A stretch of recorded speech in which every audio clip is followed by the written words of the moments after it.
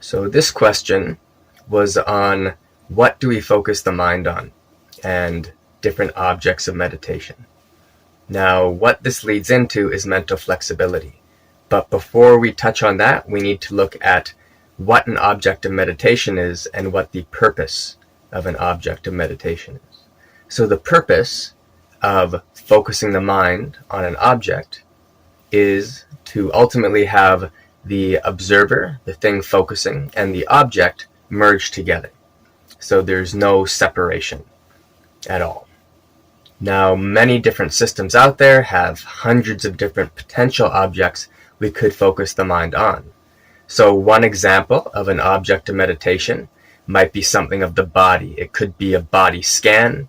It could be focusing on the breath, how the breath moves in and out of the body, whether that's through the nose or through the lungs, the movement of the lungs and the diaphragm, or how the whole body relates to the breath. These are examples of physical objects of meditation.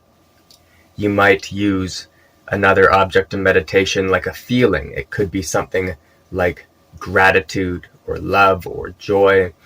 The list goes on. So you could meditate on a feeling and merge with that feeling.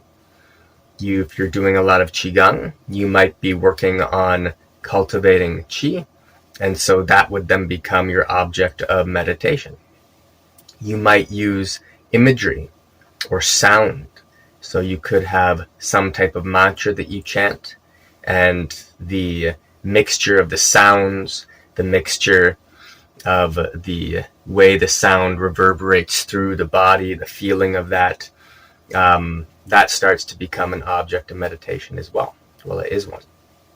So maybe it's imagery, maybe it's a mandala or a religious symbol, etc., etc. There's hundreds of them. So now that we know what an object of meditation might be, we want to look at this concept of mental flexibility and what it is and pros and cons. So, one of the pros of having many different objects that the mind is capable of absorbing with and merging with is that your mind becomes quite flexible.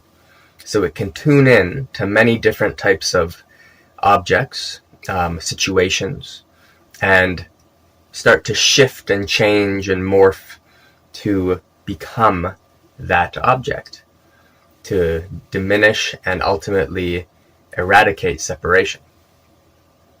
Now, one of the cons of working on allowing the mind and training the mind to merge with all these different objects is that it eliminates the positive benefit of habit.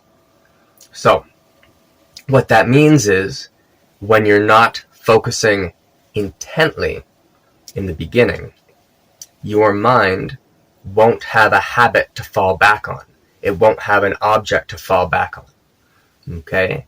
And allowing the habit of mind to fall back onto a habitual object, this is something that's super useful in the beginning. So in the beginning, if you use one object of meditation, maybe it's any of the ones we discussed earlier. For example, the feeling of the breath moving in and out of the body through the nose. If you have just one object, one mantra, one whatever it is, then you start to develop a habit that as soon as the mind starts to wander, boom, you develop a habit of snapping back to that one object of meditation. Now, what's the con of only having one object of meditation? That is, the mind becomes quite rigid in that object. So this can make it quite difficult to expand the perspective and allow an amorphous type of situation to arise within your perspective. There can also be health elements which greatly inhibit your ability to have a flexible mind. So if the tissue is quite congealed and rigid from, say, microbial infestations and all kinds of other health issues that lock things in place and make everything rigid, it will be very difficult for your mind to find other objects. At one point in my training, I was doing a lot of one or two particular objects of meditation, and I was getting quite good results.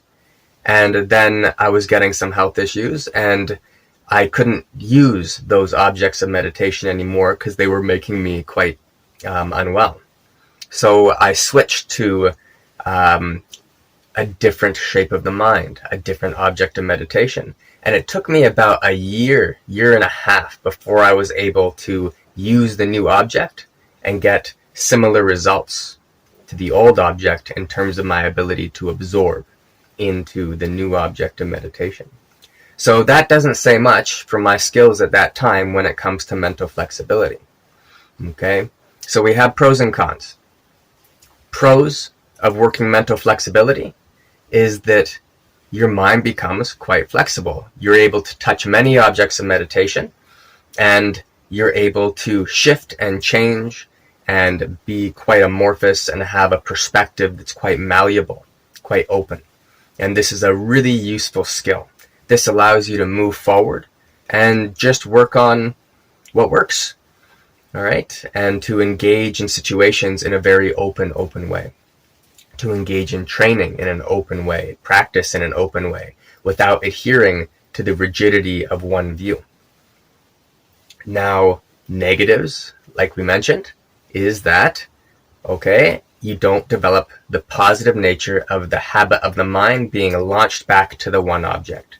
So, flexibility of the mind, mental flexibility, working that avenue can often require more developed concentration abilities, because you have to be choosing every time you're working on a different object that's the object of your meditation. Pros and cons of one object of meditation. Pro, like we said, habit. You develop a habit, and that can be a really great anchor that just really deepens your practice quite efficiently. Cons of only having one object of meditation is that it can make things quite rigid. And if you happen to be going down a route where that starts to affect your life, whether it's your health or your mentality in a negative way, then it's worth exploring a more expansive view of what an object of meditation is and what you could use as an object of meditation. Virtually anything could be used as an object of meditation. That said, there are some objects that can be more of a catalyst towards growth along the path. Alrighty, I hope you enjoyed this, and hope you enjoyed the view. Thanks for your time, and practice, practice, practice.